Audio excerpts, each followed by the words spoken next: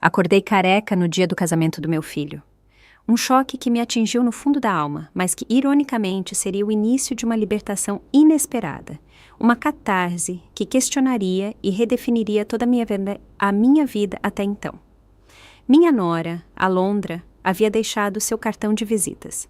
Um bilhete de maldade pura, sem limites. Agora você tem um visual que combina com você, sua velha ridícula. O destino, caprichoso como sempre, quis que isso acontecesse justamente no dia em que eu pretendia transferir uma herança de 22 milhões de reais para ela e para o Marcos, meu único filho. Ah, a ironia que só me atingiria em sua plena e cortante agudeza horas depois. No brinde festivo, eu anunciaria o quanto estava feliz em tê-la na família, o quanto ansiava pelo futuro que, em minha ingenuidade, havia imaginado. Mas a verdadeira história por trás de tudo isso seria uma que a vida faria questão de reescrever. Permitam-me contar esta história desde o começo, para que entendam o quão longe as sombras da traição podem alcançar e como uma mulher, empurrada para a beira do desespero, encontrou a força para se reinventar. Era o dia do casamento de Marcos, meu único filho, um dia que deveria ser o mais feliz da minha vida como mãe, o ápice de todos os meus esforços e sacrifícios, mas que, em vez disso, começou com uma sensação de vazio agourento, um pressentimento frio que se apertava como um nó no meu coração. Minha mão correu instintivamente pela minha cabeça. Nada. Pele lisa e gelada. Meu coração disparou, querendo saltar do peito, um tamborilar selvagem de horror, enquanto eu corria para o espelho do banheiro. O que vi lá me fez paralisar. Meus cabelos, esses cabelos grisalhos e cuidadosamente tratados, que me acompanharam por 65 anos, me carregando por todos os altos e baixos da minha vida, haviam desaparecido sem deixar vestígios. Alguém os havia raspado enquanto eu dormia, com uma precisão e crueldade que me tiraram o fôlego.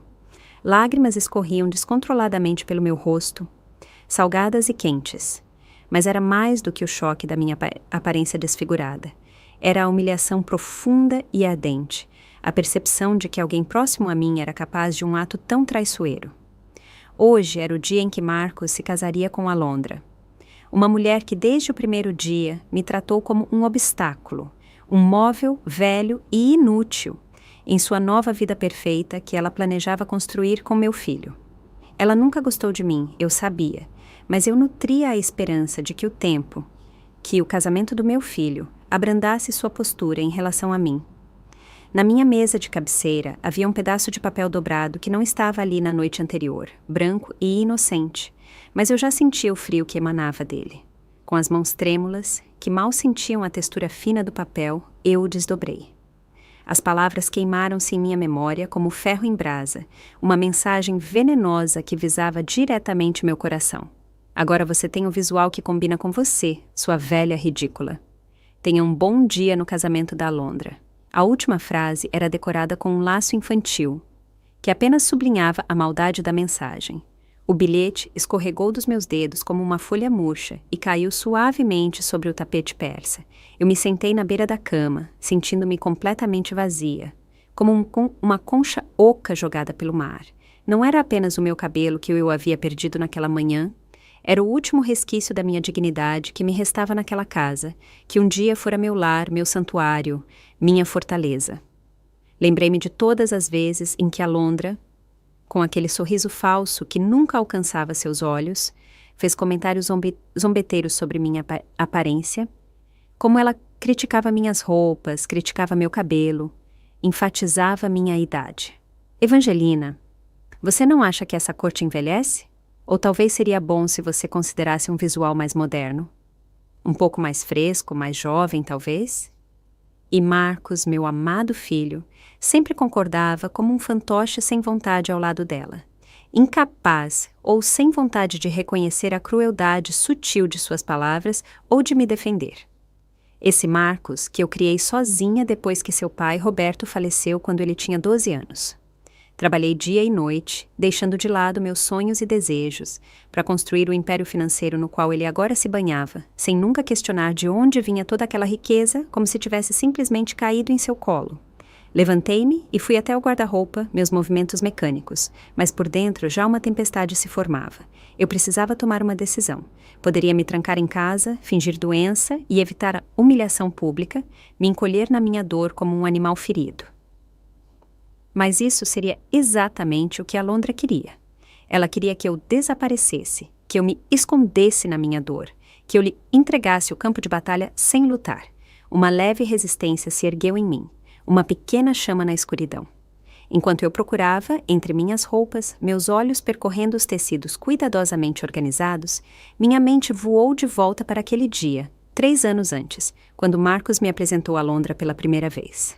Foi em um restaurante elegante no coração do centro de São Paulo, cujas paredes eram adornadas com ornamentos dourados e mesas cobertas com linho fino, um lugar destinado à felicidade e celebração.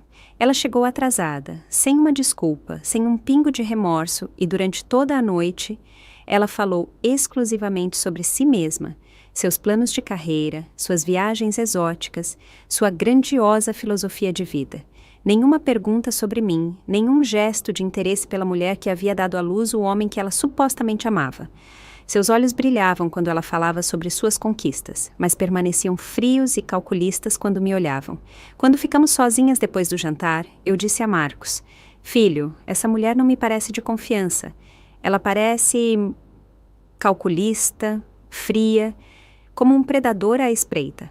Ele respondeu com uma frieza que eu nunca havia experimentado nele antes. Uma frieza que me atravessou o coração como uma lasca de gelo. "Mãe, Alondra é a mulher da minha vida. Se você não pode aceitá-la, talvez tenhamos que manter distância." Distância. Essa palavra se tornou a amarga realidade dos nossos últimos 3 anos.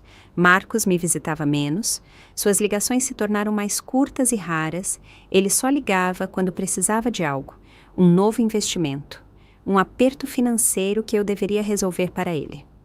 Os jantares em família se transformaram em batalhas tensas, recheadas de comentários passivo-agressivos de Alondra e do silêncio constrangedor de Marcos, que para mim falava mais alto do que todas as acusações. Mas hoje era diferente. Hoje era o dia de uma decisão importante que eu havia tomado semanas antes, uma decisão nascida da mais profunda preocupação materna e de um toque de desespero. Hoje, após a cerimônia, eu pretendia transferir 22 milhões de reais para a conta conjunta de Marcos e Alondra. Era meu presente de casamento, meu último gesto para garantir que meu filho nunca passasse por dificuldades, como eu havia feito durante toda a minha vida, minha última esperança de reconquistar seu amor e carinho. Eu vi meu reflexo mais uma vez. A mulher careca que me encarava não era mais a forte Evangelina que havia construído um império do nada. Era uma mulher humilhada, quebrada, reduzida à piada cruel de uma mulher que nunca havia trabalhado um dia em sua vida, cujas mãos nunca haviam tocado nada além de esmalte de unhas. Uma piada às minhas custas, um símbolo de seu poder sobre mim. Peguei o telefone e disquei o número da minha cabeleireira, Dona Lúcia. "Preciso de você imediatamente", eu disse com uma voz firme, que mal denunciava minha perturbação interior. "Traga a melhor peruca que você tiver. E, por favor, com discrição." Se Alondra pensou que isso me destruiria, ela estava completamente enganada. A semente da resistência havia sido plantada e já começava a brotar. Enquanto esperava minha cabeleireira, caí na sala de estar e deixei as lembranças me invadirem, uma onda de dores e sacrifícios passados. Era estranho como a mente, nos momentos mais dolorosos, decidia mostrar exatamente o que você havia perdido e o que você nunca mais deveria perder. Lembrei-me do dia em que Roberto morreu, meu marido, a âncora da minha vida. Marcos tinha apenas 12 anos e eu 32, uma jovem viúva, sobrecarregada e desesperada. O médico disse que havia sido um ataque cardíaco súbito, mas naquele corredor frio do hospital eu só pensava: como vou criar Marcos sozinha? Como vou sobreviver? Como nós dois vamos sobreviver? Roberto havia sido o cérebro financeiro de nossa pequena empresa imobiliária. Eu mal sabia como preencher um cheque, meu mundo de repente virou de cabeça para baixo. Mas naquela noite, depois do funeral, enquanto Marcos adormecia em meus braços, suas pequenas mãos agarradas ao meu vestido, tomei uma decisão que mudaria nossas vidas para sempre. Eu nunca permitiria que meu filho experimentasse insegurança financeira, nunca vivesse os medos que conheci em minha própria infância. Os primeiros anos foram brutais, uma luta incansável pela sobrevivência e pela construção. Eu trabalhava das 5 da manhã às 11 da noite. Meus olhos ardiam de cansaço. Minhas mãos estavam machucadas de tanto escrever e pesquisar. Li todos os livros sobre investimentos, mergulhei fundo no mercado imobiliário, aprendi as leis do negócio, as regras do jogo deste mundo difícil. Cometi erros que me custaram milhares de reais, mas cada erro me ensinou uma lição inestimável, moldando-me na empresária que eu era hoje. Marcos nunca soube das noites em que eu ficava acordada calculando se teríamos dinheiro suficiente para seus livros escolares ou seu uniforme esportivo, dos dias em que meu estômago roncava de fome para garantir que ele tivesse o suficiente para comer. Quando ele completou 18 anos, nossa empresa já era uma das mais importantes do estado, um império próspero que eu havia construído com minhas próprias mãos. Quando ele se formou na universidade, éramos milionários, mas Marcos nunca perguntou como isso havia acontecido. Para ele, o dinheiro simplesmente estava lá, como se fosse algo natural, algo que ele merecia desde o nascimento, um privilégio imerecido. Mãe, preciso de dinheiro para o adiantamento do apartamento, disse ele aos 25 anos, sua voz casual, exigente. Mãe, Alondra e eu queremos fazer uma viagem pela Europa, luxuosa, claro. Ele me informou aos 30, sem um pingo de gratidão. Nunca foi um pedido. Sempre uma declaração, como se meu dinheiro fosse automaticamente dele, como se eu não tivesse minhas próprias necessidades, meus próprios sonhos. E eu sempre dei a ele, porque achava que era minha responsabilidade como mãe, meu dever garantir sua felicidade. Eu havia trabalhado tão duro para lhe proporcionar uma vida confortável que esqueci de lhe ensinar o valor do trabalho, do esforço e do sacrifício. Perdi essa lição e agora estava pagando o preço. Um preço amargo em forma de ingratidão e desrespeito. A chegada de Alondra só piorou tudo, como um acelerador de incêndio em um fogo já latente. Desde o primeiro dia, ela se comportou como se fosse a dona da casa, como se eu fosse uma convidada inconveniente na minha própria família, na minha própria casa. Evangelina, você não acha que Marcos e eu precisamos de mais privacidade? Ela me perguntou um dia durante o jantar. Sua voz doce como mel, mas seus olhos frios como gelo, penetrantes. Talvez fosse bom se você se mudasse para algo menor, mais adequado para uma mulher da sua idade. Um apartamento pequeno na periferia, talvez? Marcos não disse nada. Ele ficou ali, cortando sua carne, como se não tivesse ouvido sua noiva sugerir que eu deveria deixar a casa que eu havia comprado e pago com o trabalho de minhas próprias mãos, tijolo por tijolo, suor por suor. Mas o que mais me machucou não foram seus comentários diretos, e sim a forma sutil como ela me excluía de sua vida. Os jantares em família, onde eles só conversavam entre si, como se eu não estivesse presente, como se eu fosse um fantasma na minha própria casa. As conversas que paravam abruptamente quando eu entrava na sala, os olhares significativos que eles trocavam quando eu falava, como se eu fosse uma velha confusa que não entendia como o mundo moderno funcionava. 6 meses atrás, no jantar de Natal, Alondra me disse: Evangelina, Marcos e eu conversamos sobre o futuro. Acreditamos que seria melhor para todos se você tivesse um papel menos ativo nas decisões familiares. Seu tempo acabou de certa forma. Marcos assentiu, sem tirar os olhos do prato. Sua concordância foi uma facada no meu coração. Naquela noite, fiquei acordada até as 4 da manhã, chorando em silêncio. Minhas lágrimas eram mais amargas do que tudo que eu já havia provado antes, para que eles não pudessem me ouvir. Não foi apenas a rejeição que me destruiu. Foi a ingratidão. Foi a sensação de ter criado um estranho. Alguém que não tinha a menor ideia dos sacrifícios que eu havia feito por ele, do amor que eu lhe havia dado. Apesar de tudo, ele ainda era meu filho. E há um mês, quando Marcos me disse que queria se casar com Alondra, decidi fazer o maior gesto da minha vida. Contatei meu advogado, Dr. Ricardo Diniz, um velho amigo da família que estava ao meu lado há décadas, e preparei a transferência de 22 milhões. Era praticamente todo o meu patrimônio líquido, meu presente de casamento para eles, minha última e desesperada ponte para o coração deles. Você tem certeza disso, dona Evangelina? Ricardo havia me perguntado, sua voz cheia de preocupação, seus olhos me avaliando com questionamento. É uma quantia muito considerável. Uma que você mesma mereceu para sua aposentadoria, pela qual você trabalhou duro. Eu respondi sim, que tinha certeza absoluta. Pensei que esse último gesto de generosidade talvez lembrasse Marcos de quem sua mãe realmente era. Que Alondra finalmente entenderia que eu não era sua inimiga, mas alguém que só queria a felicidade deles. Eu estava tão enganada.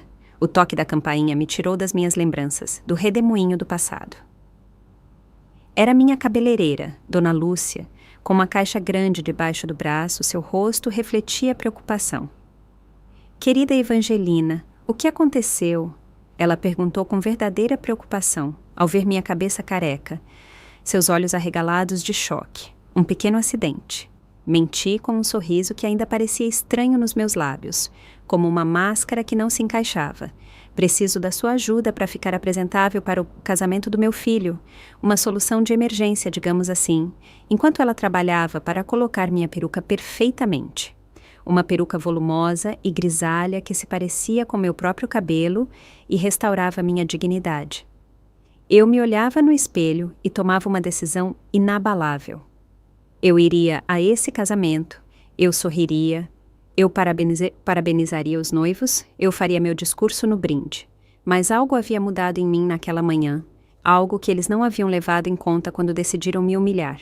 A humilhação acendeu uma faísca em mim que rapidamente se transformou em um fogo ardente de determinação, uma força imparável. Cheguei à igreja Nossa Senhora da Glória, 1 hora antes da cerimônia, decorada com flores brancas e douradas, um mar de lírios e rosas que exalavam um perfume adocicado.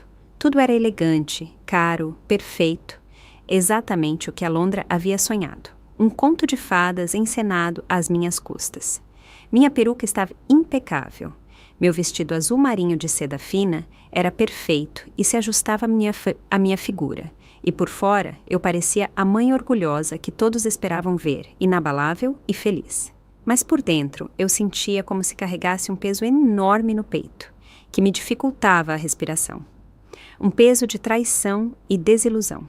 Sentei-me em um dos bancos de trás e observei os trabalhadores terminarem os últimos detalhes, acenderem as velas, colocarem os últimos arranjos florais. De repente, ouvi vozes familiares vindas do corredor lateral, baixas e abafadas, mas as reconheci imediatamente. Era Marcos, falando ao telefone com alguém. Sua voz soava tensa, preocupada, quase suplicante. Não, você não pode vir agora, ele disse, sua voz mal um sussurro. A cerimônia é em 1 hora. Conversamos depois da lua de mel. Eu prometo. Algo em seu tom, uma estranha urgência, me fez levantar e silenciosamente ir até o local de onde vinha sua voz. Ele estava escondido atrás de uma imponente coluna que me impedia de ver seu rosto e estava de costas para mim. Sim, eu sei que é difícil manter segredo. Ele continuou, sua voz ainda mais baixa. Mas assim que tivermos o dinheiro da mamãe, tudo será diferente. Poderemos ficar juntos, sem ter que nos esconder, começar uma vida nova. Senti como se alguém tivesse me dado um soco no estômago. Um golpe frio e forte que me tirou o ar. De que dinheiro ele lhe estava falando e com quem ele queria ficar junto sem se esconder. Uma suspeita enorme começou a se formar em minha cabeça, fria e implacável. Escuta, Valéria, Marcos continuou, e meu mundo desabou completamente, quebrando-se em 1000 pedaços. Valéria. Eu conhecia esse nome.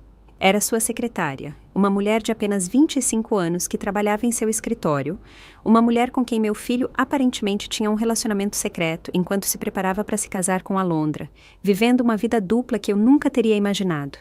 Depois de hoje, tudo vai mudar. A mamãe vai transferir 22 milhões. Com essa quantia, podemos ir para onde quisermos, fazer o que quisermos, uma vida de liberdade e luxo. Eu me aproximei, meu coração batia tão forte que temi que ele pudesse me ouvir. Cada batida era uma dor. Só preciso de mais algumas semanas da sua paciência, então estaremos livres. Alondra não desconfia de nada, continuou Marcos, sua voz cheia de superioridade. Ela está tão obcecada com este casamento perfeito, com seu sonho de ser uma esposa rica, que não percebe mais nada. E a mamãe? Bem, a mamãe está tão desesperada para me agradar que faria qualquer coisa para me ver feliz. Essas palavras me atravessaram como facas, cada uma delas uma punhalada em meu coração já ferido, desesperada para agradá-lo. Era assim que meu próprio filho me via, a mulher que lhe deu tudo. Não, eu não me sinto mal por isso, disse Marcos, obviamente respondendo a algo que Valéria lhe havia perguntado. Alondra sabia exatamente o que estava fazendo quando se envolveu comigo. Ela também só quer o dinheiro. É um casamento de conveniência para ambos, uma trapaça mútua. E a mamãe, ela teve uma boa vida. É hora de ela aproveitar sua aposentadoria sem ter que se preocupar com negócios. A aposentadoria, como se eu fosse uma funcionária que havia cumprido seu tempo de serviço e agora pudesse ser descartada com uma pequena pensão, jogada fora como um móvel velho. A conversa continuou e cada palavra era pior que até a anterior, uma espiral de traição que girava cada vez mais fundo. Marcos havia planejado tudo. O casamento com Alondra era uma farsa, uma armadilha elaborada para conseguir meu dinheiro. Seu relacionamento com Valéria era real, mas secreto. Até que ele tivesse os meios para se divorciar e começar uma nova vida, uma vida sem mim. Depois da transferência, esperaremos alguns meses. Marcos explicou com uma frieza que eu não reconhecia em meu filho. Uma frieza que me fez o sangue congelar nas veias. Diremos à mamãe que Alondra e eu precisamos de espaço, que queremos morar sozinhos. Finalmente, eu a convencerei a se mudar para uma casa de repouso. Ela tem 65 anos. Isso é completamente normal, um passo natural na vida. Uma casa de repouso. Eles queriam se livrar completamente de mim, me jogar em um asilo onde eu não representaria mais perigo para seus planos. Ouvi passos se aproximarem e me afastei rapidamente, fingindo verificar as flores no altar, minhas mãos tremiam levemente. Marcos apareceu alguns minutos depois, sorrindo, como um noivo nervoso, mas feliz, seus olhos brilhavam com aparente alegria. Mãe, ele disse e me beijou na bochecha. Você está linda, essa cor te cai perfeitamente. Olhei em seus olhos, esses olhos que um dia foram os do meu filho inocente, cheios de amor e admiração. E agora eu via apenas um estranho que havia planejado minuciosamente como me usaria e depois me descartaria, como uma peça de roupa velha. Obrigada, meu amor, eu respondi com o sorriso mais falso da minha vida, uma performance digna de um prêmio de atuação. Estou muito feliz pelo seu dia especial. Marcos me abraçou e por um momento senti o impulso de confrontá-lo, de perguntar como ele havia se tornado a pessoa que era agora. Mas algo me impediu. Talvez fosse o instinto de sobrevivência que despertou em mim, ou talvez fosse porque eu estava vendo a situação pela primeira vez na minha vida com absoluta clareza, com uma nitidez que mudava tudo. Onde está Alondra? Eu perguntei, tentando soar casual, minha voz mal tremia. No salão de preparação com as madrinhas. Marcos respondeu. Ela está um pouco estressada, você sabe como são as noivas. Perfeccionismo e tal. Estressada. Se ela soubesse o que eu acabara de descobrir, estaria mais do que estressada. Estaria desolada. Acho que vou lá dar meus parabéns, eu disse. E Marcos assentiu distraidamente antes de ir conversar com o padre para acertar os últimos detalhes da farsa. Eu segui em direção ao salão de preparação com pernas trêmulas, cada passo um esforço, mas uma força invisível me impulsionava para frente. Eu não sabia exatamente o que deveria esperar lá, mas precisava ver Alondra. Precisava entender se ela sabia de Valéria ou se ela também havia sido enganada, uma vítima nessa teia de mentiras.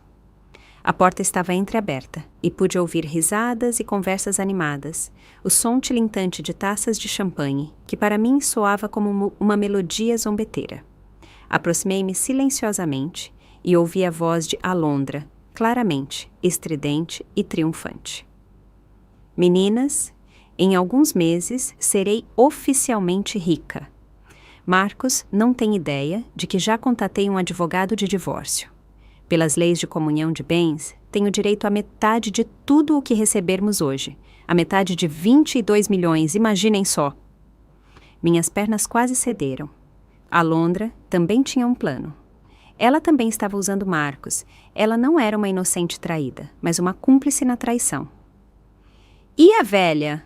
Perguntou uma de suas amigas rindo, sua voz cheia de desprezo. Evangelina será fácil de lidar, respondeu Alondra com desdém. Já a tenho na palma da mão. Depois da transferência do dinheiro, convencerei Marcos a interná-la em algum lugar. Essa mulher viveu tempo demais e pensou que era dona de tudo. Ela cumpriu seu papel. A risada que se seguiu soou para mim como a de hienas celebrando um cadáver, fria e impiedosa. Eu me afastei do quarto, sentindo-me em um pesadelo, um cenário kafkiano do qual não havia fuga. Meu filho me traía com sua secretária. Minha nora me usava para enriquecer e se divorciar.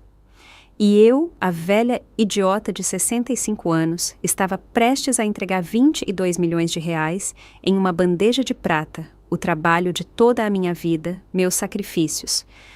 Tudo no altar da ganância deles. Mas agora eu sabia de tudo, cada detalhe de seus planos abomináveis, e eles não tinham ideia de que eu sabia. Sentei-me no meu carro no estacionamento da igreja. Minhas mãos tremiam enquanto eu segurava meu telefone.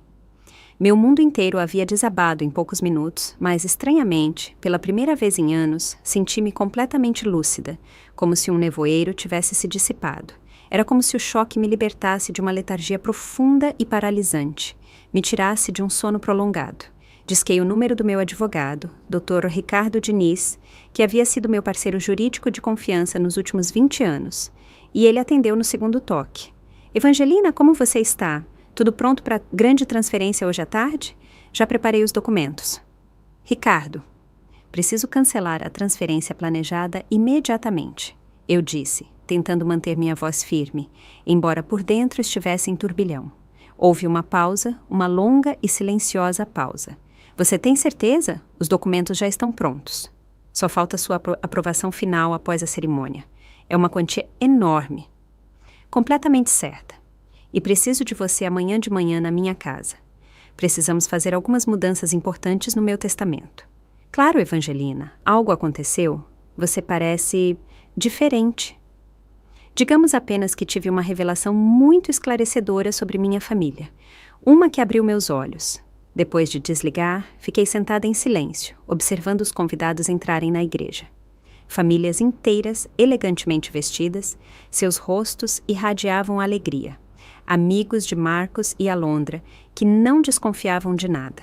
Pessoas que eu conhecia há anos, muitas delas eu mesma havia apoiado em seus negócios. Todos vinham para celebrar o que eles pensavam ser um casamento por amor, sem saber que estavam testemunhando a farsa mais elaborada de suas vidas, uma peça de teatro cujo roteiro eu agora conhecia.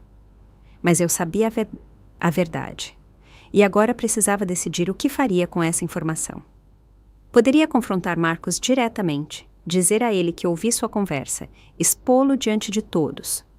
Poderia falar com Alondra e revelar meus planos de divórcio, mostrar a ela seu próprio jogo. Poderia cancelar o casamento completamente e expor os dois na frente de todos os convidados, criando um espetáculo público. Mas enquanto eu considerava essas opções, percebi que nenhuma delas me daria a satisfação que eu precisava. Eles passaram meses, talvez até anos, planejando como me usariam e me descartariam. Eles mereciam algo mais criativo, algo que nunca esqueceriam, uma lição que os marcaria para sempre, uma lição que lhes tiraria o sono. Voltei para a igreja justamente quando a cerimônia começava. Percorri o corredor central até meu lugar na primeira fila, minha postura ereta, meu olhar firme, sorrindo e cumprimentando conhecidos, como se fosse a mãe mais feliz do mundo, uma ilusão perfeita. Marcos me viu chegando e sorriu nervosamente, seus olhos voando rapidamente para Alondra e depois de volta para mim, como se estivesse verificando seu papel. Alondra, radiante em seu vestido de renda francesa de 10 mil reais, cujo tecido cintilava à luz do sol, assentiu levemente para mim, um sorriso triunfante nos lábios. Como os dois pareciam perfeitos. Como eram convincentes em seus papéis de casal apaixonado, uma encenação que eles haviam orquestrado à perfeição. Durante toda a cerimônia, enquanto o padre falava sobre amor, confiança e fidelidade no casamento, palavras que nesse contexto assumiam uma ironia grotesca, eu planejava meu próximo passo, calculando cada movimento em minha mente. Ouvi as promessas que Marcos e Alondra faziam um ao outro. Promessas que eu sabia que nenhum dos dois pretendia cumprir, e senti uma estranha calma me invadir. Era a calma que precede a clareza, a certeza de que agora eu tinha o controle, que o jogo se desenrolaria de acordo com minhas regras. Alguém conhece algum impedimento para que este casal não entre no matrimônio? Perguntou o padre com a formalidade tradicional, sua voz ecoando no silêncio do ambiente. Por um momento pensei em me levantar, minha boca se abriu levemente, meus músculos se contraíram, imaginei os rostos chocados, o caos que se instalaria, a humilhação instantânea de ambos diante de todos os seus convidados. Mas eu permaneci em silêncio. Eu havia planejado algo melhor. Algo que teria um efeito mais duradouro. Algo que atingiria mais fundo do que um simples escândalo público. Quando o padre os declarou marido e mulher, eu aplaudi junto com todos os outros, minhas mãos batendo no ritmo perfeito da enganação. Meu sorriso era mais largo do que o da maioria dos convidados. Quando Marcos beijou Alondra, eu sorri como a mãe orgulhosa que todos esperavam ver, meus olhos irradiavam apenas aparente alegria. E enquanto o casal percorria o corredor, radiante e alheio, levantei-me e os segui até a saída da igreja, meus passos firmes e minha postura ereta, uma sensação de poder crescendo em mim. Na recepção, eu me comportei como a anfitriã perfeita. Cumprimentei todos os convidados com um sorriso caloroso e um aperto de mão sincero, minha voz era suave e amigável. Comentei como Alondra estava linda, como Marcos parecia feliz, cada palavra uma mentira consciente. Dancei com meu filho quando ele me convidou e sussurrei em seu ouvido o quanto eu estava orgulhosa dele. Mãe, significa tudo para mim que você esteja aqui, disse Marcos enquanto dançávamos, sua mão suavemente em minha cintura. Eu sei que as coisas estiveram um pouco tensas ultimamente, mas quero que você saiba que eu te amo. Eu te aprecio muito. Olhei em seus olhos. Esses olhos que algumas horas antes haviam mentido tão facilmente ao telefone, cheios de uma frieza calculista. Eu também te amo, meu amor. Sempre amarei, não importa o que aconteça. Ele sorriu, provavelmente pensando que eu estava me referindo à minha aceitação de Alondra, minha aceitação do relacionamento deles. Ele não tinha ideia de que eu estava me referindo ao que eu estava prestes a fazer, a verdade que eu estava prestes a revelar. O relógio estava correndo e a tensão dentro de mim crescia, uma doce e ardente antecipação do momento do acerto de contas. Quando chegou o momento do brinde, Marcos se aproximou de mim com uma taça de champanhe, um sorriso radiante nos lábios, cego para essa desgraça iminente.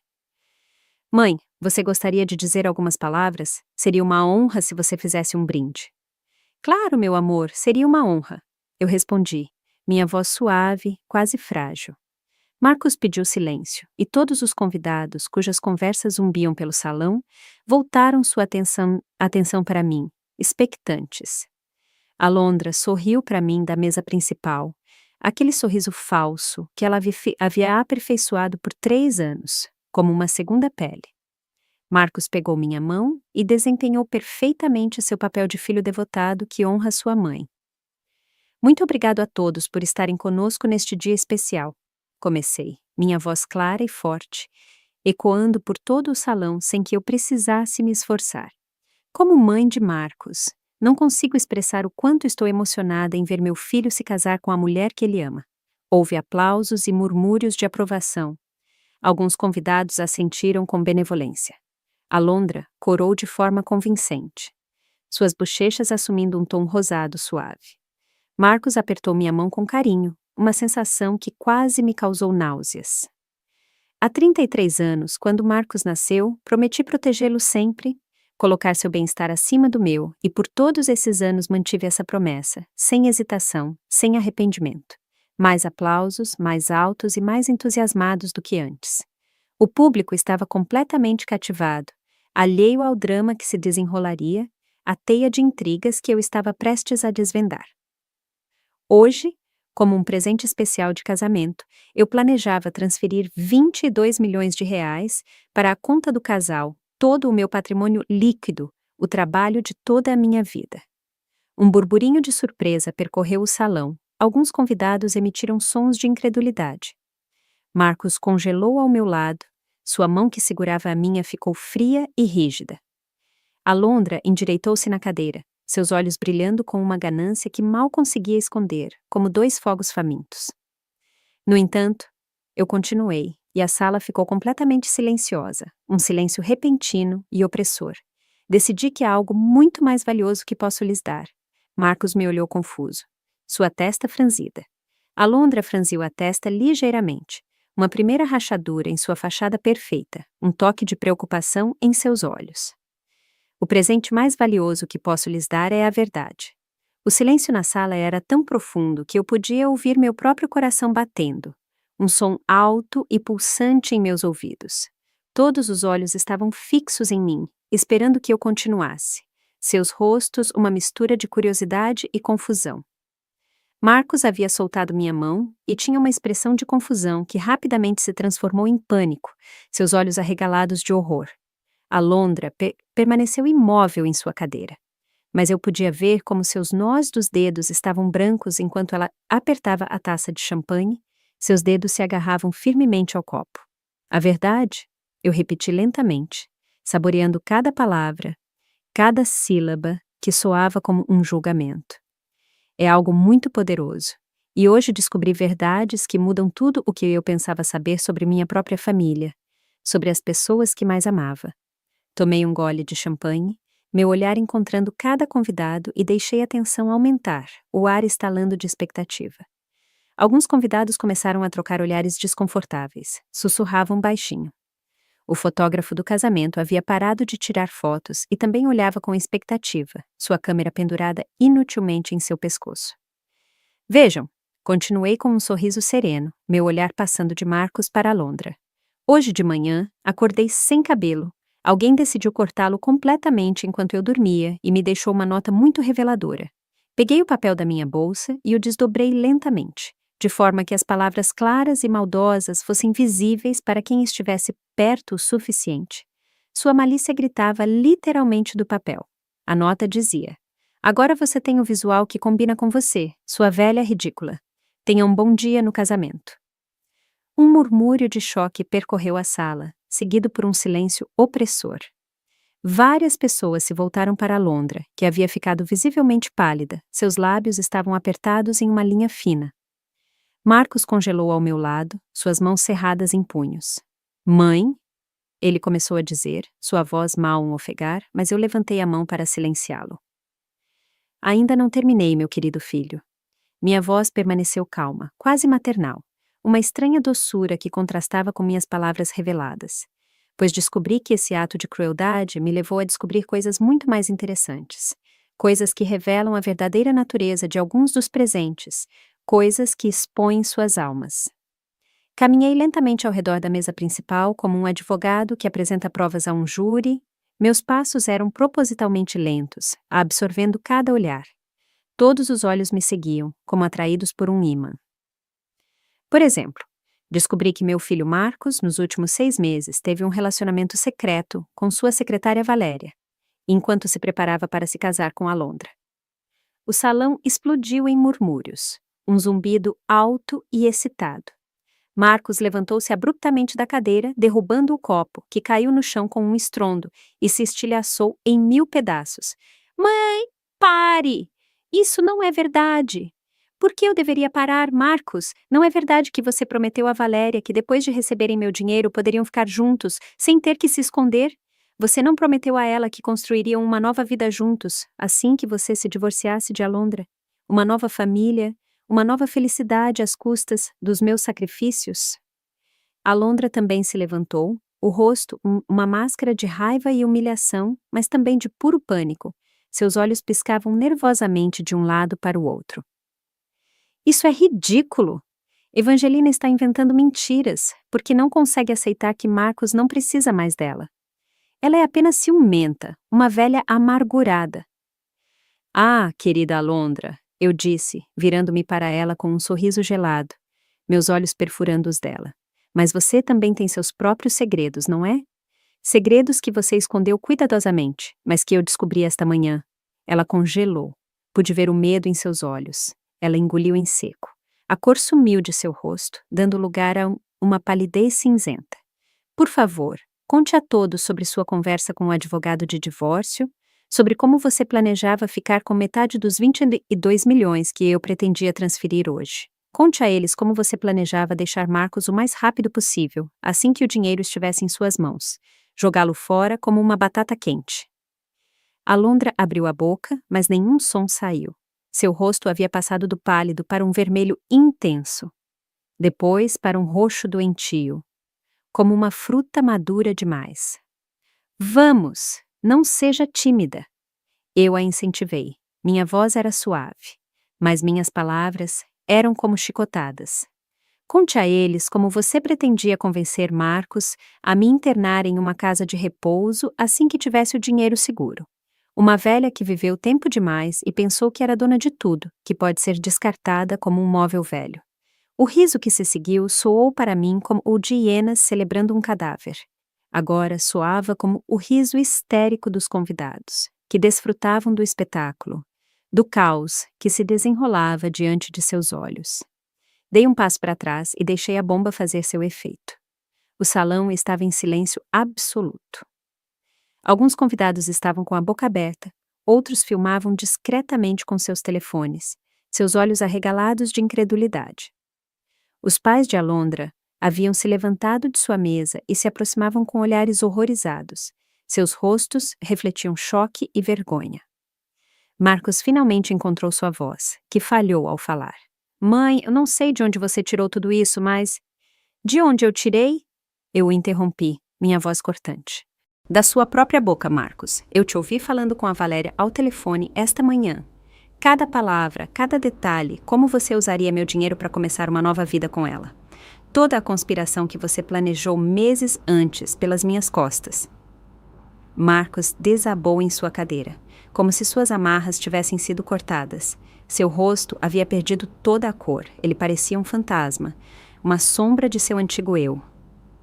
E você eu ouvi no salão de preparação, eu disse, virando-me para Alondra, cujo rosto agora tremia, explicando para suas amigas como você se divorciaria de Marcos assim que tivesse acesso à minha fortuna. E como você pretendia se livrar de mim, a velha idiota, me internar em um asilo onde eu não seria mais um fardo para ninguém. Alondra finalmente explodiu, seu rosto vermelho, seus olhos faiscando. É tudo mentira! Essa velha louca está inventando tudo porque está com ciúmes de que Marcos não precisa mais dela. Ela é uma lunática. Ciúmes? Repeti, e pela primeira vez minha voz aumentou, cheia de uma onda de indignação, uma raiva justa. Ciúmes do que exatamente? De ter criado um filho que quer me roubar? De ter sido tão burra a ponto de acreditar que o amor dele era real? De ter colocado minha dignidade em jogo por um bando de aproveitadores ingratos? Virei-me para os convidados, minhas mãos levantando-se levemente, como se eu quisesse pedir a atenção deles. Minha voz agora era clara e forte como nunca antes, penetrando em cada canto do salão, cada sílaba era um golpe de martelo.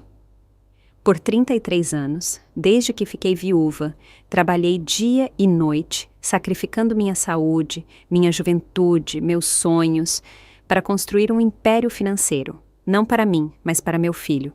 Sacrifiquei relacionamentos, oportunidades, minha própria felicidade, tudo para garantir que Marcos nunca passasse por dificuldades, que ele pudesse ter uma vida de abundância. Lágrimas começaram a rolar, mas não eram lágrimas de tristeza, eram lágrimas de libertação, de purificação, que lavavam meu rosto. E hoje descobri que para ele sou apenas um obstáculo a ser removido, assim que eu cumprir meu propósito. Uma velha idiota que pode ser raspada, humilhada e finalmente descartada em uma casa de repouso como um pedaço de lixo. Marcos levantou-se com lágrimas nos olhos, o rosto marcado pelo desespero. Mãe, por favor, deixe-me explicar, não é como você pensa. Explicar o quê, Marcos? Como você justifica se casar com uma mulher que você pretende deixar por outra? Ou como você planeja me convencer a deixar minha própria casa para que vocês possam morar sozinhos? Como você pretende descartar uma mãe que lhe deu tudo? Sua alma, sua vida? O pai de Alondra se aproximou da filha, a mão em seu ombro. É verdade o que ela diz? Ele perguntou com a voz embargada, sua própria humilhação era óbvia. Seus olhos cheios de decepção. Alondra virou-se para o pai, depois para Marcos, depois para mim. Pela primeira vez nos 3 anos em que a conheci, ela não tinha uma resposta pronta, nenhuma manipulação preparada, nenhuma mentira à mão. Isso é um mal-entendido, ela gaguejou finalmente. Sua voz mal audível, um gemido lamentável. Não, eu disse com absoluta determinação, meu olhar fixo e inabalável. Essa é a verdade. E a verdade é que vocês dois merecem exatamente o que vão ter. Nada. Caminhei até a saída do salão, mas parei mais uma vez, a mão na maçaneta da porta, meus olhos fixos no caos que eu deixava para trás. Ah, e quanto aos 22 milhões, eu disse, virando-me para o casal uma última vez, cujos rostos agora estavam pálidos e distorcidos de choque e horror, como 2 estátuas do terror. Essa transferência foi cancelada esta manhã. Considerem isso como meu verdadeiro presente de casamento.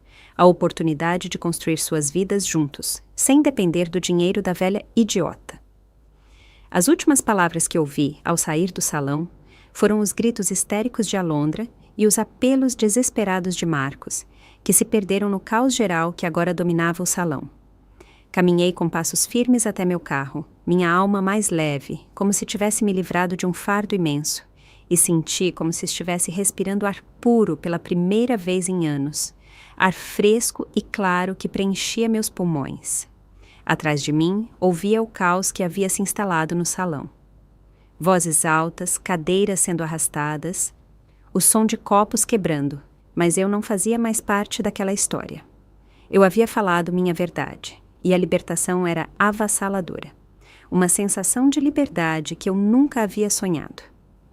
Enquanto eu dirigia para casa, meu telefone não parava de tocar.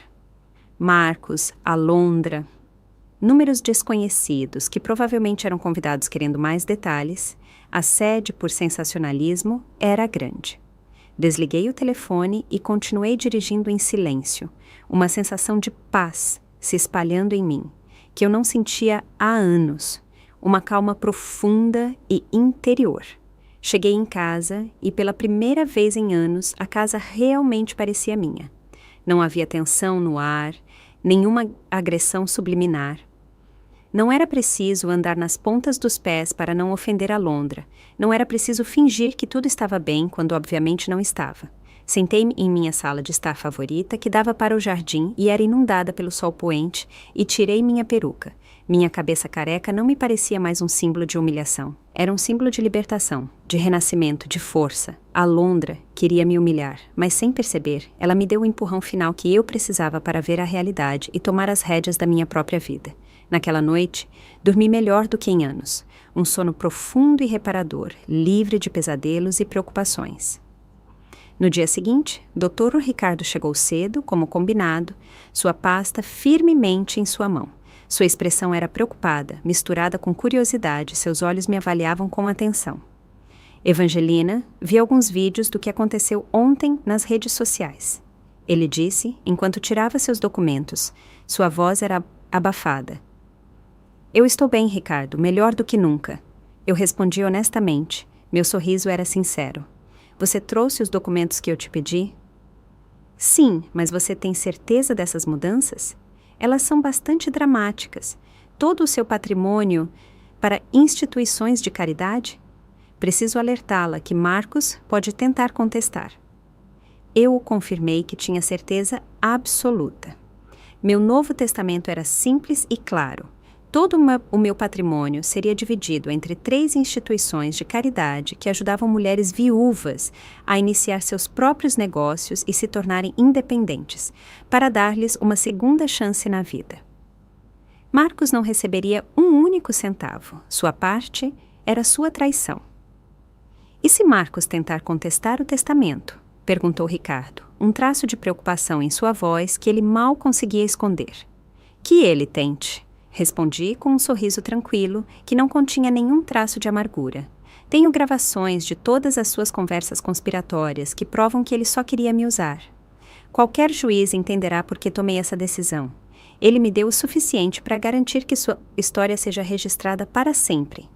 Um lembrete de sua traição. Nas semanas seguintes, Marcos tentou me contatar constantemente. Primeiro, foram apelos desesperados, depois ameaças legais e, finalmente, tentativas de chantagem emocional. Ele ameaçou perder tudo o que eu havia dado a ele, sem perceber que já havia feito isso, que sua ganância o custara tudo. Alondra também tentou se aproximar de mim, chegando até a minha porta chorando e implorando por perdão. Seu rosto estava encharcado de lágrimas e desespero. Evangelina, por favor, ela me implorou uma tarde. Foi tudo um mal-entendido. Marcos e eu queremos começar de novo. Queremos ter um relacionamento verdadeiro com você, ser uma família. Eu a observei pela porta entreaberta, sem convidá-la a entrar. Suas palavras soavam vazias e desonestas. Um relacionamento verdadeiro? Você quer dizer um em que eu seja respeitada como pessoa e não como um caixa eletrônico que pode ser esvaziado à vontade? Sim, exatamente isso. Ela disse, lágrimas escorrendo pelo rosto, sua voz mal audível. Aprendemos nossa lição. Entendemos o que realmente importa. Por favor, nos dê uma segunda chance. Fico feliz em saber que vocês aprenderam algo. Eu respondi calmamente. Minha voz era suave, mais firme. Mas sua educação não é mais minha responsabilidade. Não preciso mais fazer isso. Vocês são adultos e precisam arcar com suas próprias consequências. Fechei a porta e não a abri novamente. 2 meses depois, soube por conhecidos em comum que Marcos e Alondra haviam se divorciado.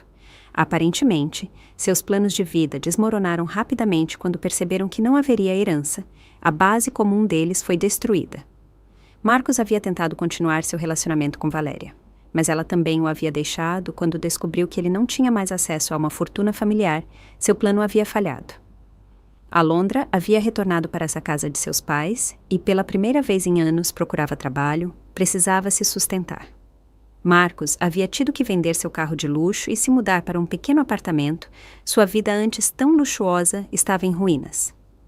Eu poderia dizer que senti satisfação ao ouvir isso, mas a verdade é que não senti nada. Eles não faziam mais parte da minha vida emocional. Seus dramas não eram mais meus dramas. Em vez disso, concentrei-me em construir uma nova vida para mim mesma, uma vida que eu não poderia ter imaginado em todas as décadas de sacrifício, uma vida cheia de liberdade e autodeterminação. Aos 65 anos, decidi fazer todas as coisas que havia adiado por décadas, ocupada em ser a provedora familiar perfeita, a mãe e esposa incansável. Inscrevi-me em aulas de pintura, algo que eu queria ter feito desde jovem, mas nunca tive tempo. Minha paixão estava enterrada sob a rotina. Descobri que tinha um talento natural para paisagens, uma paixão que estava adormecida em mim e que agora ganhava vida. Minhas mãos guiavam o pincel como por si só. Minha professora, uma mulher da minha idade chamada Carmen, que também havia criado o filho sozinha, tornou-se uma grande amiga, uma alma gêmea. Nos entendíamos sem palavras, nossas experiências nos conectavam profundamente. É incrível como florescemos quando finalmente nos colocamos em primeiro lugar? Ela disse um dia, enquanto pintávamos no parque e o sol brilhava em nossos rostos. Uma sensação de renovação pairava no ar. Também comecei a viajar. Visitei a Itália, a França, o Japão, todos os lugares que eu sempre quis ver, mas que sempre considerei muito caros ou impraticáveis enquanto tinha obrigações familiares. O mundo se abriu para mim, em toda sua beleza e diversidade, uma fonte infinita de inspiração. Em uma dessas viagens à Toscana, conheci Roberto, um viúvo italiano de 70 anos, que havia perdido a esposa 2 anos antes. Seus olhos carregavam os vestígios da tristeza. Não foi amor à primeira vista, nem uma paixão avassaladora, mas algo mais profundo, um reconhecimento mútuo. 2 pessoas que dedicaram suas vidas a cuidar dos outros e que agora finalmente aprendiam a cuidar de si mesmas, a respeitar suas próprias necessidades. Compartilhamos histórias, rimos das absurdidades da vida e encontramos consolo na companhia um do outro, uma conexão suave. Minha esposa sempre disse que, quando os filhos crescem, é preciso aprender de novo quem você é sem eles. Disse Roberta uma tarde, enquanto caminhávamos por um vinhedo, o ar perfumado com o cheiro de uvas maduras, a luz do sol poente tingindo a paisagem de dourado. Mas eu acho que ela estava errada. Não se trata de voltar a ser quem você era, mas de descobrir quem você pode se tornar, a melhor versão de si mesma. Roberto estava certo. Não recuperei a Evangelina de antes. Criei uma nova versão de mim mesma. Uma mulher mais forte, mais sábia, mais livre, pronta para desfrutar a vida ao máximo. 1 ano após o desastre do casamento, decidi vender a casa da família. Era grande demais para mim sozinha e cheia de memórias que não me serviam mais. Sombras do passado que eu não queria mais carregar, elas grudavam nas paredes como um cheiro antigo. Comprei uma casa menor perto do mar, em uma enseada tranquila, com um ateliê de arte perfeito para minhas pinturas e um jardim onde eu podia cultivar minhas próprias flores.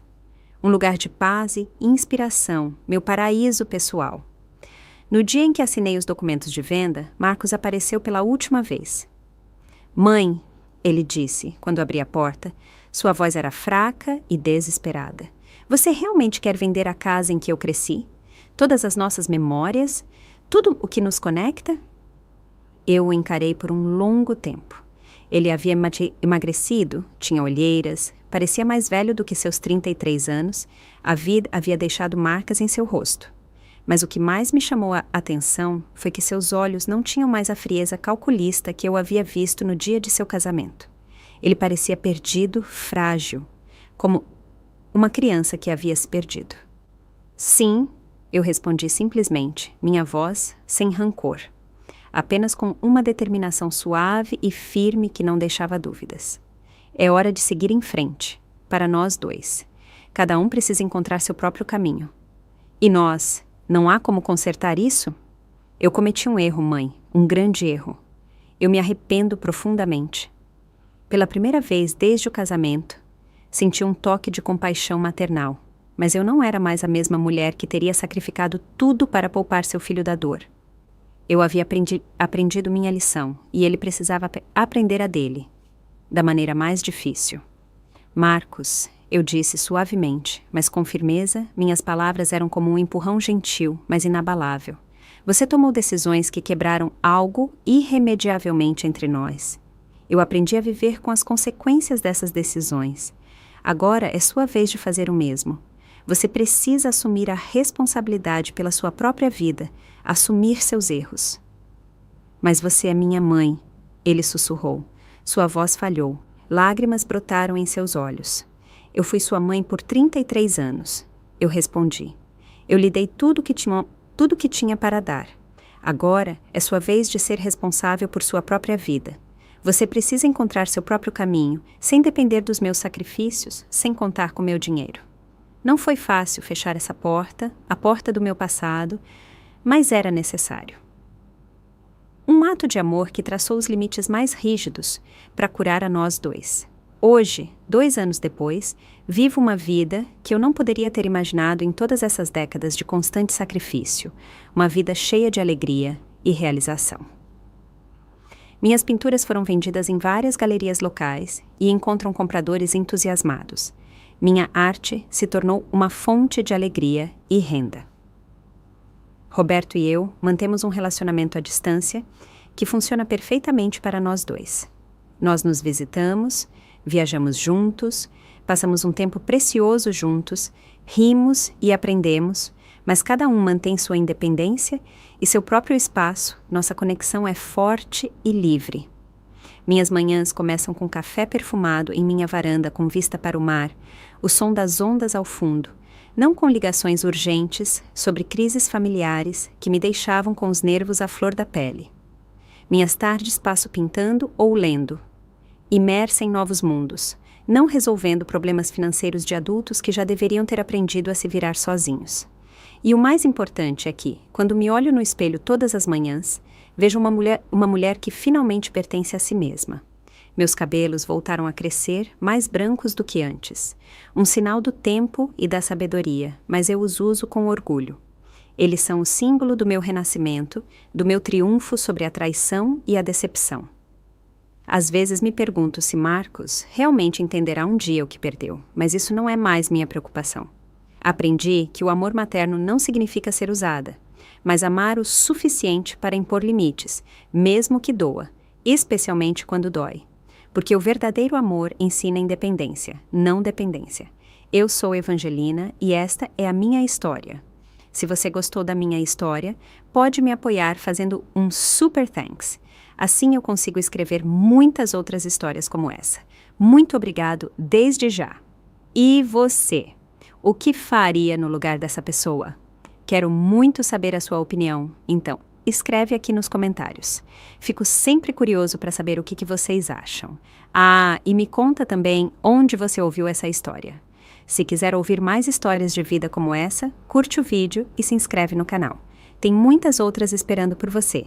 Um grande abraço e até a próxima!